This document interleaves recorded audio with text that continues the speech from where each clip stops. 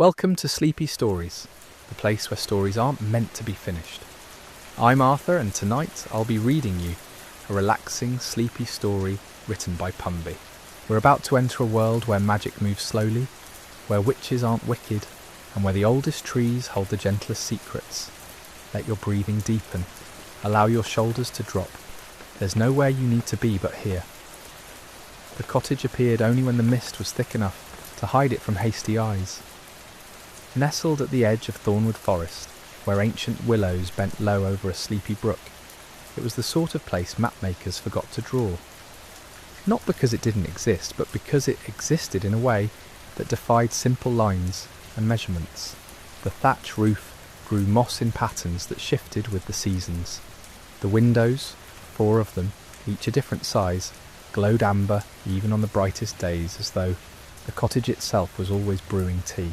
Inside, the Willow Witch stirred a pot that had been simmering since Tuesday. It was Friday now, but time worked differently when you were making dreamroot soup. The broth needed patience more than heat, whispers more than herbs, though she'd added plenty of those too. Chamomile gathered at dawn, valerian root dug up under a waning moon, 3 drops of honey from bees who only visited purple flowers. Her name was Elara, though few remembered to use it. Most simply called her the Willow Witch, a title she'd inherited from the woman who taught her, who'd inherited it from the woman before that, stretching back through generations like branches from a single trunk. She was neither young nor old. Her hair held streaks of silver and chestnut, and her hands were smooth but strong, capable of the delicate work required when magic demanded gentleness. The knock came just as she'd expected, though she hadn't known to expect it until the moment it happened. That was how her particular gift worked. She knew things a heartbeat before they occurred. Just enough warning to not be startled, but not enough to prepare properly. She opened the door to find a young woman standing in the mist, clutching a bundle, wrapped in faded blue cloth. The visitor's eyes were rimmed red from crying, but she wasn't crying now. She looked hollowed out, like a bell that had rung too long and lost its voice. Elara recognised that emptiness. She'd seen it before, in those who'd forgotten how to rest. "Come in," Elara said, stepping aside. Exhale, making space for her. A chair near her. She sat down, and the woman entered, and the cottage seemed to exhale, making space for her. A chair near the hearth pulled itself slightly away from the table. The kettle began to whistle without being prompted. Elara poured 2 cups of tea that tasted like starlight and September rain, then sat across from her unexpected guest. "I haven't slept in 6 weeks, the woman finally said. Her voice was threadbare. "Every time I close my eyes, my thoughts spin faster. Worries about tomorrow, regrets about yesterday, lists of everything I haven't done and probably never will." Elara nodded slowly, adding a touch more honey to the woman's cup. "Your mind is trying to protect you by staying alert. It doesn't realise the danger has passed, or perhaps that there was no danger to begin with. Just the weight of living. Can you fix it?" The witch considered this question, while steam curled between them. "I can offer you something better than a fix. I can teach you how to lay your burdens down, just for the night. Would that be enough?" The woman's laugh was bitter and small. "I don't even remember what enough feels like anymore." From somewhere deep in the cottage came a soft rustling sound, like pages turning in a book no one was reading. Elara rose and moved to a cabinet carved from willow wood, its doors etched with symbols that seemed to shift when you weren't looking directly at them. She retrieved a small glass vial filled with liquid the colour of twilight. "This is made from the dreams of sleeping willows," Elara explained, returning to her seat. "Trees dream differently than we do. Slower, deeper. They dream of roots growing and seasons changing, of rain soaking into grateful earth. 1 drop under your tongue before bed, and you'll remember what it feels like to simply be, without the need to become anything else. Won't fight it. Don't try to control your won't fight it. Don't try to control your dreams, or steer your thoughts. Let yourself drift like a leaf on water. Can you do that? I can try. Trying is another form of effort, and effort is what's keeping you awake. I need you to simply allow. The woman's fingers trembled as she accepted the vial. How do I allow something I've forgotten how to do? Elara smiled, and for a moment the cottage seemed to brighten, as though the walls themselves were pleased. You start by listening to a story. Stories are the oldest form of allowing. They carry you somewhere without asking you to walk. They fill the space where worries usually live. And lucky for you, I happen to know one that was told to me on a night much like this, when I'd forgotten how to rest. She settled deeper into her chair, the fire crackling softly beside them. The woman cradled her tea, and something in her posture began to soften just slightly, like ice at the first touch of spring. It begins, Elara said, her voice dropping to the rhythm of rain on leaves, in a village where every house had blue shutters except one. That house had shutters painted the colour of forgetting, which isn't quite grey and isn't quite lavender, but something in between. And in that house lived a girl who collected silence the way others collected shells. Outside, the mist thickened. The willows bent lower, their branches brushing the ground, like fingers trailing through water. Welcome to Sleepy Stories, the place where stories aren't meant to be finished. I'm Arthur, and tonight I'll be reading you a relaxing, sleepy story written by Pumby. We're entering a world where sleep has become a distant memory for some, and a witch who lives among willows offers a different kind of remedy. Let your thoughts settle. Allow your breathing to slow. There's nowhere you need to be but here. The girl who collected silence had no name that anyone could remember, which suited her perfectly. Names were noisy things, full of expectations and histories. She preferred the sound of nothing at all. Her house stood at the edge of the village, where the cobblestone streets dissolved into dirt paths, and those paths eventually gave way to the forest. While her neighbours painted their shutters, the traditional blue to ward off bad luck, she'd chosen that peculiar in-between colour because it reminded her of the moment just before you forget something important. That hovering feeling, that space between knowing and not knowing. Inside her house she kept jars of silence on wooden shelves. Each jar held a different quality of quiet. There was the silence of snow falling on a frozen lake, the silence inside a held breath, the silence of a library at midnight, of a garden before dawn, of the pause between heartbeats. She collected these silences by sitting very still in places where sound had worn itself out. It took patience. You couldn't rush silence or it would scatter like startled birds. You had to wait for it to trust you, to settle around your shoulders like a shawl. The villagers thought her strange naturally. They'd see her sitting motionless beside the well for hours, or standing in the town square after everyone had gone to bed, just listening to the absence of noise. Children dared each other to knock on her door, but none ever did. There was something about that house, about those shutters the colour of forgetting, that made even the bravest hesitate. What the villagers didn't know was that the girl sold her silence to people who needed it most, not for coins or goods, but for stories. Tell me something true, she'd say, and I'll give you an hour of perfect quiet. They came to her in secret, these desperate souls, the merchant whose mind never stopped calculating profits and losses, the mother of 5 who couldn't remember the last time her thoughts had been her own, the old soldier who still heard battle cries in every gust of wind. Each one would sit across from her at a table made from a tree that had been struck by lightning, and they would tell her something true. Not facts. Truth was different. Truth was the thing you'd never said aloud, the weight you carried, the fear you pretended wasn't there. And then she'd open one of her jars. The silence would pour out like water, but lighter. It would fill the room, and then the person, seeping into all those cluttered spaces where thoughts usually fought for dominance. For exactly 1 hour, their minds would be, blessedly, perfectly still. Some cried when the silence found them, others smiled for the first time in years. A few fell asleep right there at the lightning-struck table, and the girl would cover them with a blanket, the colour of dusk, and let them rest until they woke naturally. But silence, like anything precious, was becoming harder to find. The world was growing louder. Even the forest had begun to hum with distant sounds, the growl of machines from the city beyond the hills, the constant rumble of progress marching closer. Her jars were running low. One evening, as purple shadows stretched across her floor, she made a decision. She would go deeper into the forest than she'd ever gone before, to the places marked on old maps with warnings and question marks. Perhaps there, in the forgotten places, silence still lived undisturbed. She packed carefully, a lantern that burned with cold light, a compass that pointed toward whatever you needed most, bread and cheese wrapped in cloth, and one empty jar, her largest, made from glass so old it had a faint rainbow sheen.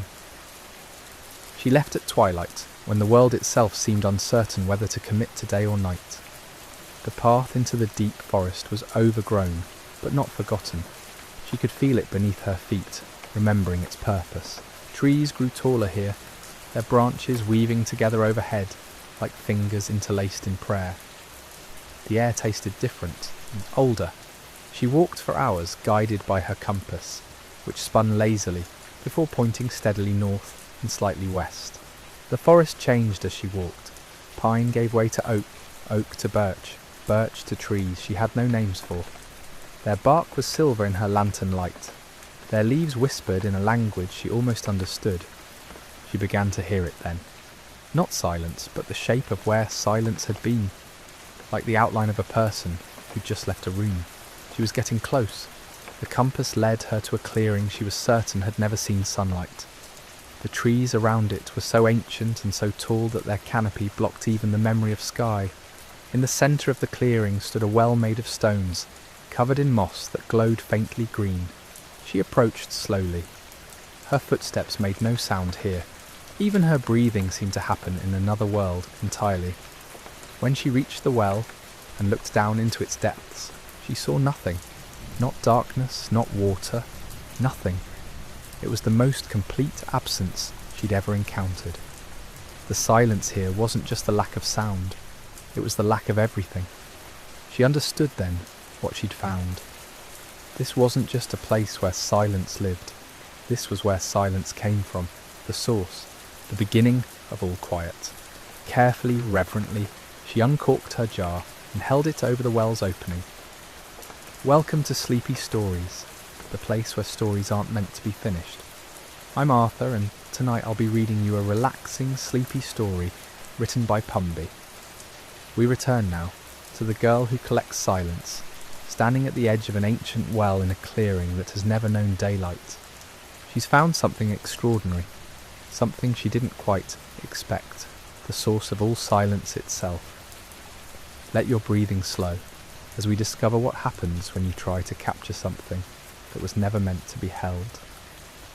The jar trembled in her hands, though whether from her own nervousness or from proximity to such profound emptiness, she couldn't say. She waited, expecting something to happen. Some rush of sensation, some feeling of collection or capture. Instead, the nothing simply continued being nothing. Minutes passed. Her arms began to ache from holding the jar suspended over the well. Perhaps you couldn't collect this silence. Perhaps it was too pure, too complete to be contained in glass made by human hands, no matter how old or skillful. She was about to lower the jar when she noticed something peculiar. The moss on the well stones had stopped glowing. Not dimmed, stopped, as though it had forgotten how to create light. She looked closer. The stones themselves seemed less solid than before, their edges uncertain, their surfaces appearing to shift between textures without actually moving. The nothing was spreading, not quickly but inevitable as frost. It crept up the sides of the well, turning stone to absence, moss to void. Her jar was acting as a conduit, drawing the silence up and out, letting it leak into the world. She corked the jar immediately and stepped back. The spreading stopped. The moss flickered once, twice, then resumed its gentle green glow. The stone solidified back into simple, ancient rock. She stood very still, understanding flooding through her like cold water. This silence was dangerous. It wasn't just the absence of sound, it was the absence of existence itself. If it escaped, if it spread beyond this hidden clearing, it would unmake everything it touched. No wonder this place was forgotten. No wonder the old maps marked it with warnings. She looked at the jar in her hands. It appeared empty, but she could feel weight that hadn't been there before. Somehow, despite her quick reaction, something had gotten inside. A seed of that profound nothing. What would happen if she opened this jar in her cottage? Would it simply provide the deepest silence anyone had ever experienced? Or would it begin to erase her walls, her floor, her carefully organised shelves? Would it unmake her customers as they sat at the lightning-struck table? She couldn't risk it, but she couldn't leave it here either. The jar was already sealed. The nothing was already contained. Destroying the jar would only release what was inside. She needed somewhere safe, somewhere that could hold dangerous things without harm. The compass in her pocket grew warm. It grew. She pulled it out and watched the needle spin wildly before pointing back the way she'd come, but at a different angle. Southwest now. Where before it had pointed northwest, she trusted it. The compass had never led her wrong.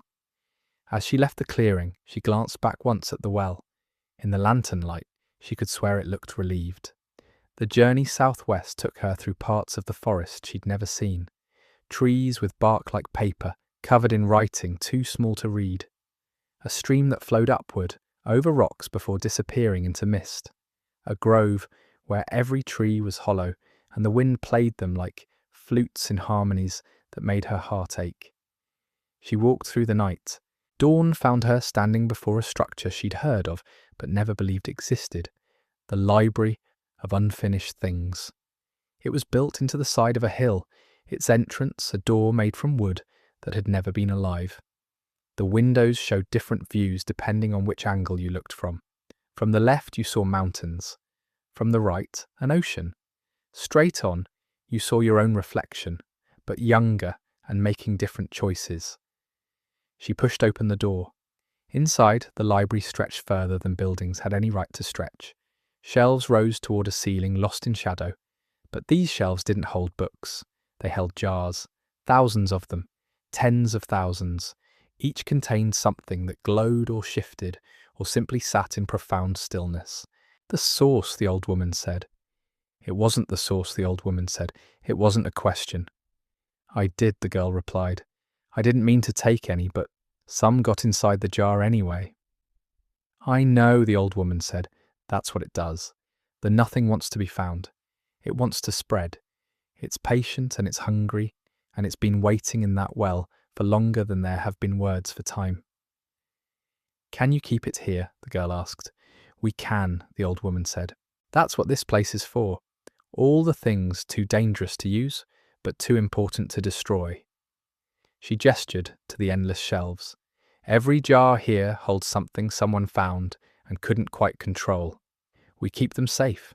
We keep the world safe from them. Welcome to Sleepy Stories, the place where stories aren't meant to be finished. I'm Arthur, and tonight I'll be reading you a relaxing, sleepy story written by Pumby. We continue our tale of the girl who collects forgotten things and the dangerous nothing she found at the bottom of an ancient well. She's just arrived at the Library of Unfinished Things, seeking safety for what she's discovered. Let your breathing slow, let your body sink deeper into comfort, and let's return to the story. The girl handed over the jar carefully, as though it were made of spider silk rather than glass. The old woman took it with both hands and held it up to the light from the nearest window. The nothing inside didn't move. It simply existed in its profound absence. Beautiful, the old woman murmured. Terrifying but beautiful. Do you understand what you've brought me? The beginning of an ending, the girl said. Or the ending of a beginning. I'm not sure which. Both, the old woman replied. The nothing is where all things start and where all things return. It's the pause between heartbeats, the silence before the first word. Some say it's what existed before. Existence decided to exist. She walked deeper into the library, and the girl followed. Their footsteps echoed on floors made of stone that felt warm despite the coolness of the air. Around them, jars glowed with their contained impossibilities. One held what looked like frozen lightning. Another contained a sound that had colour. A third seemed to hold a small perfect sunset that would never finish setting. "How long have you been collecting these?" the girl asked. "I haven't been," the old woman said. "The library has. I'm just its current keeper. There have been others before me. There will be others after." The library is older than questions and will outlive all answers. They climbed a spiral staircase that wound upward through the heart of the building. The girl counted steps at first, then lost track somewhere past 200. The shelves here held stranger things: a jar of forgotten names, a bottle of time that had gotten lost, a container that seemed to hold distance itself, compressed and waiting.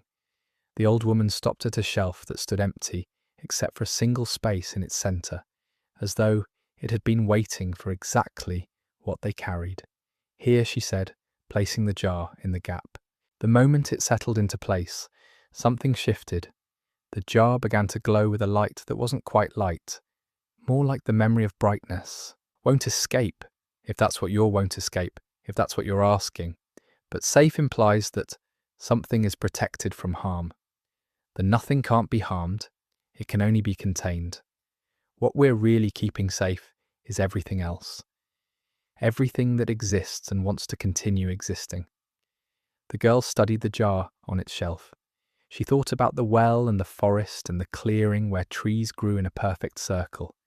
She thought about her shop and her customers and the lightning-struck table where people sat and told their stories. So slowly you might not have noticed.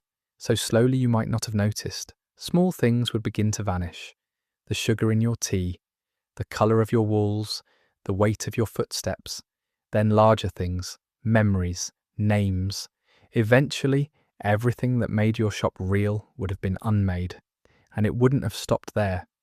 The girl shivered despite the warmth of the stone floor. "How did you know?" she asked. "How did you know I was coming?" "The compass told us," the old woman said. "We gave it to your grandmother, who gave it to your mother, who gave it to you. It's been in your family for 7 generations, always passed to the one who has the gift for finding lost things. The compass doesn't just point toward what's lost, it points toward what needs to be found by you specifically." "My grandmother never told me that," the girl said. "Your grandmother didn't know," the old woman replied. "The compass only reveals its true purpose when the time is right. You've been preparing for this moment your entire life without knowing it. Every forgotten thing you found and returned, every lost object you've reunited with its owner. It was all practice for this." "You did well," she said. "The nothing is, you did well," she said. "The nothing is safe now. The world will continue turning, and most people will never know how close they came to unravelling." "What happens to it now?" the girl asked. "Does it just sit there forever?" "Nothing lasts forever," the old woman said with a small smile. "Not even nothing. Someday, when the world is old and tired and ready to rest, the jars will open. All of them. And what's inside will return to where it came from. But that day is distant beyond imagining. For now we keep watch. We tend the library. We wait." The girl stepped toward the door, then turned back. "Will I need to come here again?" The old woman's black eyes twinkled. "The compass will let you know." Outside, the forest had changed. Or perhaps the girl had changed and now saw it differently. The trees seemed more solid somehow, more committed to their existence. The path back toward her shop appeared clearly marked, though she didn't remember it being so obvious on her way here. Welcome to Sleepy Stories, the place where stories aren't meant to be finished. I'm Arthur, and tonight I'll be reading you a relaxing, sleepy story written by Pumby. We conclude our tale of the girl who finds lost things as she returns from a mysterious library carrying a secret that saved the world. Let your breathing slow, your muscles soften, and allow yourself to drift as we finish this gentle journey together. She walked steadily, the compass warm in her pocket, no longer spinning or pulling. It rested quiet now, its purpose fulfilled for the moment. The afternoon sun filtered through the canopy above, painting golden patterns on the forest floor. Birds called to one another in languages she'd never understand, and somewhere distant, water moved over stones in an endless patient flow. The girl wondered if they knew, the birds and the water and the trees. Did they sense how close they'd come to vanishing? Or did they simply exist, unburdened by knowledge of what might have been, focused only on the continuation of their being? Her shop appeared through the trees exactly where it should be, solid and real, with smoke curling from the chimney. She'd left the fire burning, she remembered. How long had she been gone? Hours, days. Time felt slippery, uncertain, as though the journey to the library existed outside normal measurement. The bell above her door chimed as she entered. The sound was sweeter than she remembered, more substantial. Everything in the shop seemed more present somehow. The books on their shelves, the tea kettle on the stove, the lightning-struck table where customers sat. They all hummed with existence, with the simple determined fact of being here, now, continuing. She made tea. The ritual felt important. Water heated slowly, leaves steeped, steam rose. Each action was a small defiance against nothing, a quiet insistence that things mattered and would keep mattering. As she poured her cup, someone knocked. The door opened before she could respond, and a young man entered, rain beginning to darken his shoulders, though the sun still shone outside. Strange weather, changeable.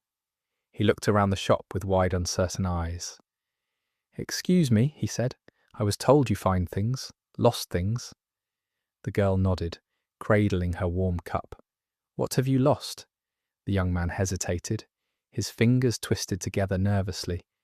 "It's going to sound strange." "Most lost things do," she replied. "Tell me anyway." "I've lost," he paused, searching for words. "I've lost my sense of wonder. I used to look at the world and feel amazed by it. The stars, the ocean, even small things like how bread rises or how birds know which way to fly.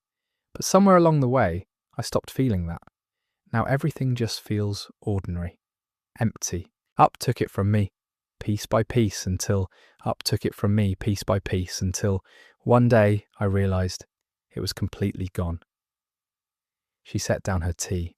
The compass in her pocket stirred just slightly, not pulling or spinning, just acknowledging. This too was something that needed finding. "Wait here," she told him.